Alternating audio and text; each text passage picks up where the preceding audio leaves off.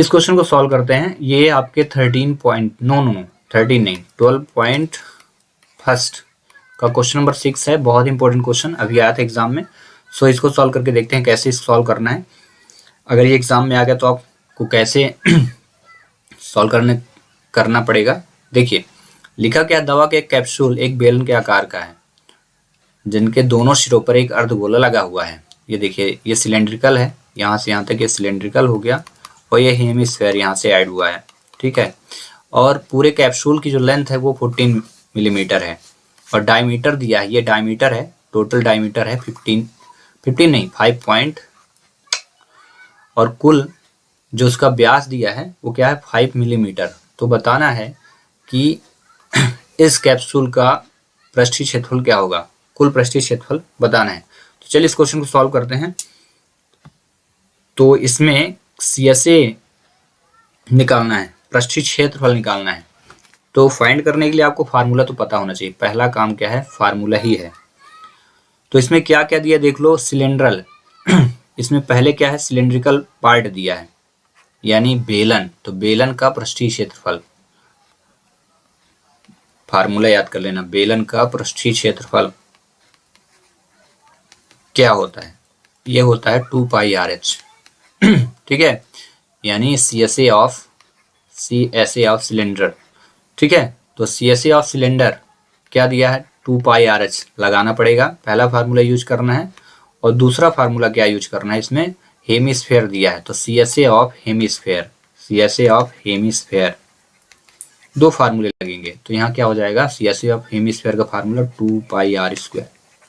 चलिए तो इसको सॉल्व करने के लिए गिवन, पहले जितना भी गिवन दिया है लिखिए। ठीक है, सॉल्यूशन गिवन क्या है डायमीटर ऑफ हेमिस्फेयर। ठीक है,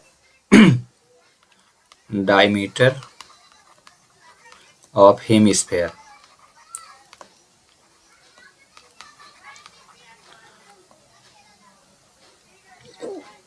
इज इक्वल टू कितना है 5 मिलीमीटर।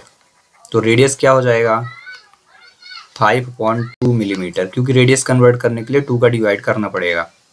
अब जब इस कैप्सूल को आपने ड्रॉ किया, देखना ये कैप्सूल है आपका,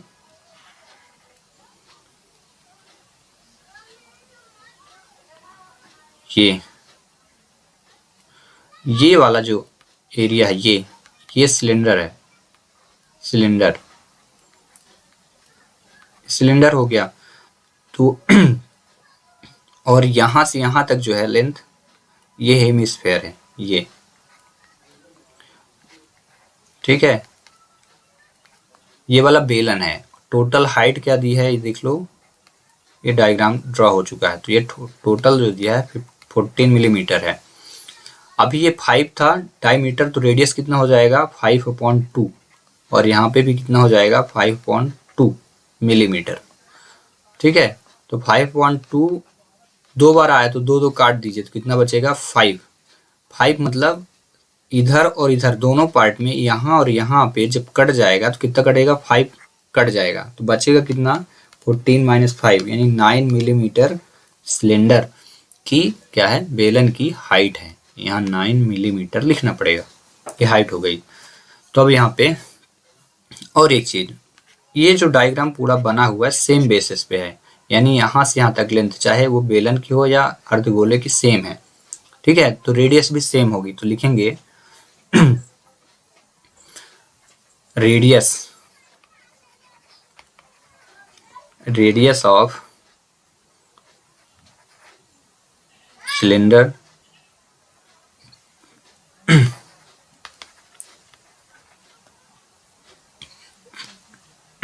is equal to radius of hemisphere। Equal कितना लिखेंगे R इज इक्वल, ये लिखेंगे आप 5.2 मिलीमीटर, ये लिख देंगे क्योंकि दोनों सेम बेस पे हैं। ठीक है, अब आते हैं हम हाइट पे। तो टोटल हाइट जो दी है, टोटल हाइट यहाँ पे टोटल लेंथ लिखी है, टोटल हाइट लिख लीजिए या लेंथ, ठीक है ना, LENGTH, total length of capsule कितना है 14 millimetre, length of cylinder part, ठीक है, कितना हो जाएगा 14 मिलीमीटर माइनस 5/2 इंटू 2। क्यों 2 इंटू 2? क्योंकि देखो 5/2 क्या है, रेडियस है हेमिस्फेयर का, और 2 बार इंटू करने का रीजन 2 बार है, इधर भी हेमिस्फेयर है और इधर भी है, 2 साइड है ना, इसलिए। अब ये 2 से 2 डिवाइड होगा तो कितना आ जाएगा 14, ये आपका 2 डिवाइड होगा तो 14 मिलीमीटर माइनस 5 ये मिलीमीटर, और दोनों सब्ट्रैक्ट होगा तो 9 मिलीमीटर ये हो जाएगी हाइट, एच की वैल्यू हो जाएगी, ठीक है। तो चलिए अब हमें क्या क्या चाहिए था वो देख लेते हैं। आर की वैल्यू चाहिए था, मिल गई है, एच की, दोनों की मिल चुकी, ठीक है। तो अब डायरेक्ट रखिए फार्मूला और आंसर पाई, ठीक है। चलिए अब डायग्राम का कोई यूज रहा नहीं तो हम उसको इरेज कर देते हैं।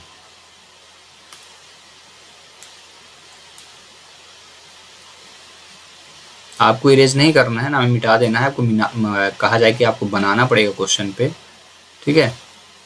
सॉल्व करते समय इसका यूज आपको करना ही करना पड़ेगा, तो आप बना के रखना। चलिए अब यहाँ पे लिखते हैं total surface area of capsule, total CSA, total surface curve surface area of capsule is equal to curve surface area of cylinder plus 2 into 2 का इंटू क्यों, क्योंकि 2 हेमिस्फीयर थे डायग्राम में ना, इधर और इधर, 2 into CSA curve surface area of hemisphere, ठीक है। अब इसके बाद इक्वल लगाइए, फार्मूला पुट करिए। फार्मूला जैसे पुट करोगे तो क्या होगा, सिलेंडर का क्या होता है,